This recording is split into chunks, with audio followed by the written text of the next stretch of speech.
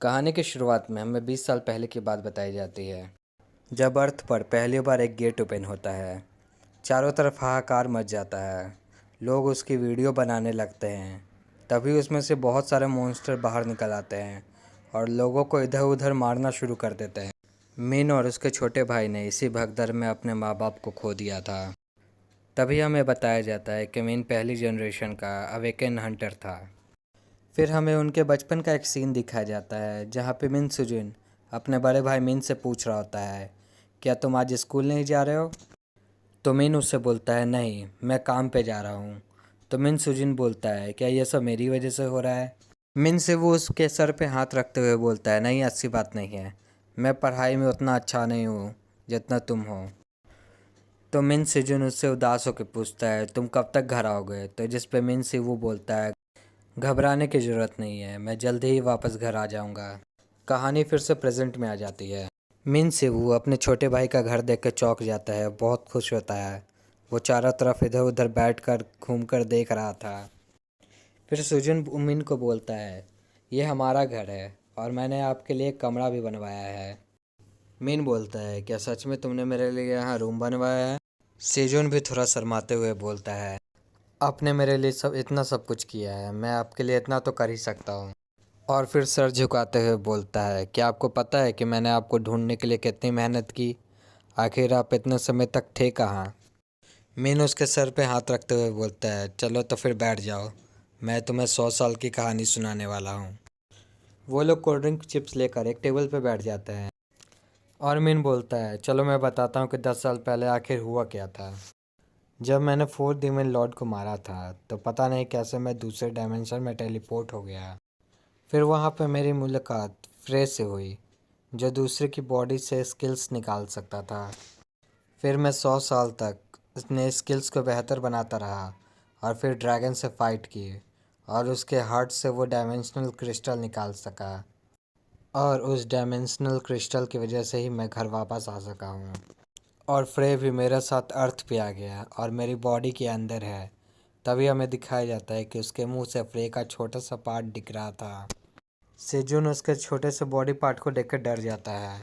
मिन बोलता है कि मैं जानता हूँ कि तुम्हें ये सब बहुत अजीब लग रहा होगा, लेकिन यही सच है।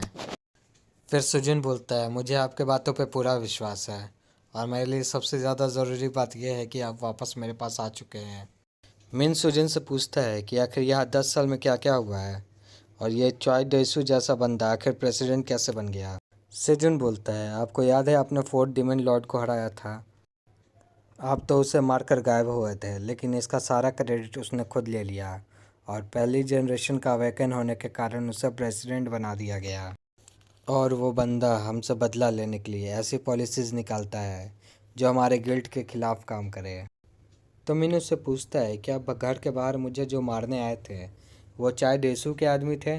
सेजुन बोलता है, नहीं, चाय डेसू का गिल्ड का नाम इन्फानाइट है। यहाँ पे टोटल 7 गिल्ड है जो कोरिया को रिप्रेजेंट करते हैं और इन सब को एक साथ बोला जाता है हेप्टाग्राम। आप पर जिसने अटैक किया था वो वज्रा गिल्ड के आदमी थे, अब घबराइए मत, उनसे बदला मैं लूँगा। तभी मिन अपने मन में सोचता है, 10 साल में मेरा भाई थोड़ा रफ हो गया है। तभी मिन सीजन से पूछता है कि आखिर मेरे डिसाइपल्स कहाँ हैं। सीजन शॉक हो जाता है और बोलता है, अब हम लोग साथ नहीं हैं।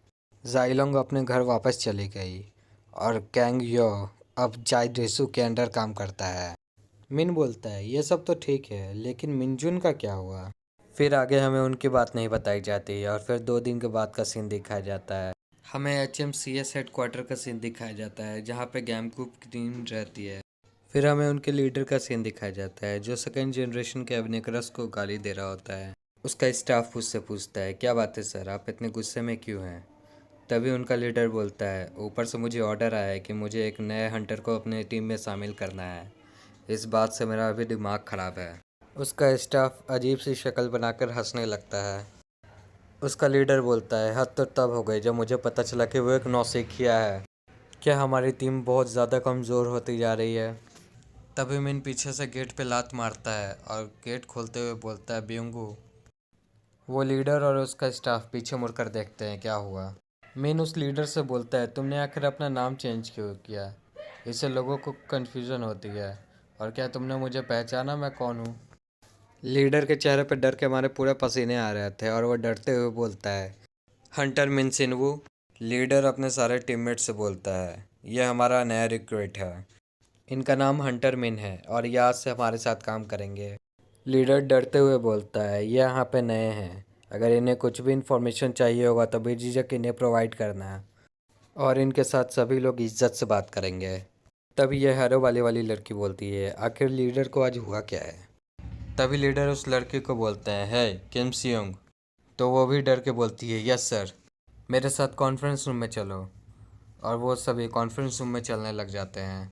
अंदर हमें कॉन्फ्रेंस रूम का सीन दिखाया जाता है। वो लीडर उससे बोलता है, यह ड्रेस आपको फिट करेगा और आप चाय लेंगे या कॉफ़ी सर? तो मिन बोलता है, मैं कॉफ़ी लूँगा। तभी ये लड़की लीडर से बोलती है, सर आखिर मुझे करना क्या है? अभी तक मुझे कोई भी इंस्ट्रक्शन नहीं दिया गया है। तभी हमें यहाँ बताया जाता है कि ये यहाँ पे डाटा मैनेजर का काम करती है। तभी मिन उससे बोलता है कि 20 साल के अंदर जितने भी हंटर मारे गए हैं मुझे उनका रिकॉर्ड चाहिए। इतना सुनने के साथ ये दोनों शॉक हो जाते हैं और उसके बाद वो हरे बालों वाली लड़की बोलती है, 20 साल का डाटा हम लोग नहीं रखते सर, हम लोग हंटर रजिस्ट्रेशन में जमा कर देते हैं। तभी लीडर मिन के पास कॉफ़ी लेके आता है और बोलता है, घबराइए मत सर, आपको आपका डाटा मिल जाएगा। वो लड़की भी शॉक होते हुए बोलती है, आखिर आज लीडर को हुआ क्या है? वो लड़की मिन से पूछती है, क्या आपको सिर्फ हंटर्स का डाटा चाहिए सर जो 20 साल के अंदर मारे गए हैं? मिन भी कॉफ़ी पीते हुए बोलता है, हाँ मुझे सारे हंटर्स की लिस्ट चाहिए। मिन ग्लास को पचकाते हुए अपने मन में सोचता है, एक अवेकनर को सिर्फ एक अवेकनर ही मार सकता है। मिनजोन को भी ज़रूर किसी अवेकनर ने ही मारा होगा। वो लड़की मिन से बोलती है, ठीक है सर, तो मैं रिक्वेस्ट भेज देती हूँ। तो मिन उससे बोलता है, नहीं, मेरे मोबाइल से तुम रिक्वेस्ट भेजो। तभी एक बंदा कॉन्फ्रेंस रूम के अंदर आता है और बोलता है, सर पुलिस की तरफ से हमें एक रिक्वेस्ट आई है। कुछ लोगों के बीच वॉर गैंग शुरू हो गई है जिसमें अवेकन पर्सन भी है। लीडर बोलता है, क्या पुलिस लोग कुछ लो लेवल के अवेकनर्स को भी नहीं संभाल सकते? तभी वो बंदा बोलता है, सर उनमें से एक सेब्रस भी है। लीडर माथा पीटते हुए बोलता है, फिर से ये कमीने? तभी मिन पूछता है, ये सेब्रस क्या है? तभी ये लड़की जवाब देते हुए बोलती है, सीवरेज गैंग बहुत ही अलग लेवल पे है, वो अवेकनर्स को मारने का कॉन्ट्रैक्ट लेती हैं और वो बहुत ताकतवर भी हैं, इसीलिए पुलिस को उन्हें संभालने में बहुत ज़्यादा दिक्कत होती है। मिन लीडर से बोलता है, मुझे भी अपने साथ ले चलो। तभी लीडर भी बोलता है, ठीक है, अपना यूनिफॉर्म पहनो और चलो मेरे साथ। तो मिन भी यूनिफॉर्म पहन लेता है और उसके साथ निकल पड़ता है। तभी हमें उस जगह का सीन दिखाया जाता है जहाँ पे गैंग वॉर हुआ रहता है। तभी इस अधमरे आदमी के पास एक आदमी आके खड़ा हो जाता है। तभी हमें बताया जाता है कि ये बंदे का नाम कैंग हो रहता है और ये सेकंड कमांडर रहता है सीवरेस गैंग का। तभी सेकंड कमांडर बोलता है कि ब्लडलेस रिपर के कैप्टन में तो बिल्कुल भी दम नहीं था, ये तो बहुत आसानी से हार गया। तभी हमें थर्ड कमांडर का भी सीन दिखाया जाता है जिसका नाम चिकन होता है। वो बोलता है कि इन्हें काटने में तो बिल्कुल भी मज़ा नहीं आ रहा है, ये तो बहुत कमज़ोर थे। वो सभी इस बात पे हंसने लगते हैं और बोलते हैं कि आज से यह जगह सीवरेस गैंग की है। तभी उन पर पीछे से कोई आके अटैक कर देता है। वो लोग भी शॉक हो जाते हैं और बोलते हैं, क्या अभी भी कोई ब्लडलेस गैंग में से कोई बचा हुआ है? तभी हमें दिखाया जाता है कि वहाँ पे HMCS से कोई एक बंदा रहता है। सीवरेस गैंग के लोग उसे देख कर डरने लग जाते हैं। तभी हमें दिखाया जाता है कि वो और कोई नहीं, मिन रहता है। वो उन लोगों से बोलता है, जिस तरह तुम लोग बातें कर रहे हो मुझे लगता है कि तुमने कुछ हंटर को तो अभी तक मारा ही होगा। और डरावनी हंसी के साथ बोलता है, चलो मुझे अपने कुछ स्किल्स दिखाओ।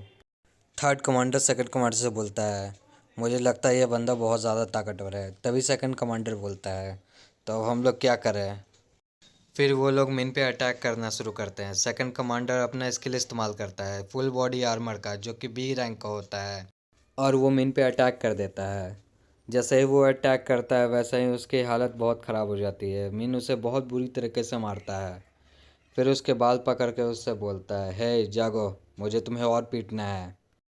मिन वहाँ पे सभी को मार चुका होता है और बोलता है सेकंड कमांडर से कि अभी सिर्फ तुम ही जिंदा हो। तभी मिन फ्रेश से बोलता है, चलो इसके स्किल्स को इससे अलग किया जाए और खुद का स्किल्स बनाया जाए। तो सेकंड कमांडर बोलता है, आखिर तुम मेरे साथ कर क्या रहे हो? तो मिन भी हंसते हुए बोलता है, मैं तुम्हारे स्किल्स को अपना स्किल बना रहा हूँ। सेकंड कमांडर बोलता है, प्लीज़ ऐसा मत करो, छोड़ दो मुझे। मिन उसके बॉडी से स्किल एक्सट्रैक्ट करने के बाद बोलता है, मुझे नहीं लगा था कि क्रिमिनल के पास भी इतने अच्छे स्किल्स होते हैं। तभी लीडर भी वहाँ जाता है और मिन से पूछता है, क्या तुम ठीक हो? तुम हमसे पहले यहाँ क्यों आ गए? तभी वो देखकर शॉक हो जाता है कि उसने सभी को यहाँ मार चुका होता है। मिन सेकंड कमांडर के सर पे पैर रखते हुए बोलता है, मैंने सिर्फ इसे जिंदा छोड़ा है, बाकी सबको मैंने मार दिया है।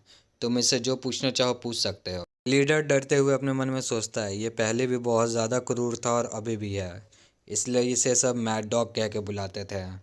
तभी मिन बाल खुजाते हुए बोलता है, अरे मैं तो भूल ही गया था, मैं तो अभी भी ट्रेनिंग पीरियड में हूँ। वो लीडर की तरफ देखते हुए बोलता है, तुम सब कुछ संभाल लोगे ना? तो वो लीडर भी रोते हुए बोलता है, यस सर, मैं सब कुछ संभाल लूँगा। तभी हमें दिखाया जाता है कि टेबल के नीचे एक बंदा छुपा होता है, जो यहाँ की सारी बात अपने बॉस को बता रहा होता है। ये बात सुनकर ये बंदा पूरी तरह गुस्सा हो जाता है और शॉक हो जाता है कि आखिर कैसे किसी ने सेबरस गैंग को पूरी तरह ख़त्म कर दिया। इस बंदे का नाम गर्ट है और यह हांगकांग गिल्ड का एक ए रैंक का हंटर है। आज की कहानी यहीं ख़त्म होती है दोस्तों, फिर मिलेंगे अब अगली कहानी के साथ।